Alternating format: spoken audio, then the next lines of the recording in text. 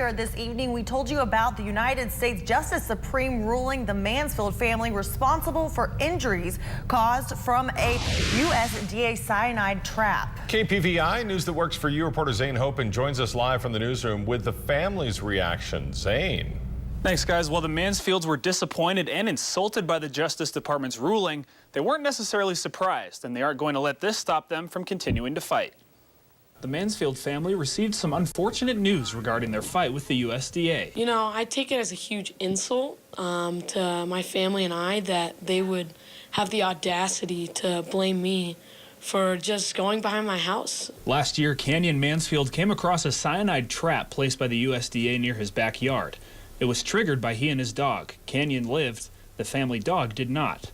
And according to an AP story Wednesday, the U.S. Department of Justice says it's the family's fault and suggested that the family's lawsuit against the USDA be dismissed. It is pretty outraging that they literally blame the child for stumbling upon a cyanide bomb on BLM land 350 yards from our house. I think it's silly how they want to argue about how many cyanide bombs were placed. Doesn't matter how many cyanide bombs were placed. What matters is one went off, one killed our dog, and one almost killed our kid. In the Mansfield's lawsuit is the mention of several actions taken by the state of Idaho Department of Agriculture, suggesting that the USDA is at fault.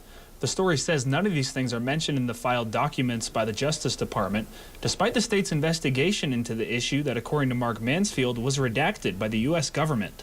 It's hard to believe that they could say they have no culpability when actually our own state of Idaho investigated this and found Wildlife Services guilty and fined them $6,000 for breaking a pesticide law.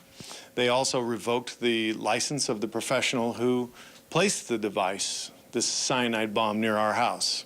As for the lawsuit dismissal suggestion, Mark Mansfield said that the lawsuit isn't going anywhere. The family's attorney, Reed Larson, said to KPVI in a statement that, quote, the evidence will come out in court that the United States is responsible for the reprehensible acts of its employee and the irresponsible actions of its agencies for the placement of M44 cyanide bombs, end quote. If these people want to try this in the court of the media, they're going to lose.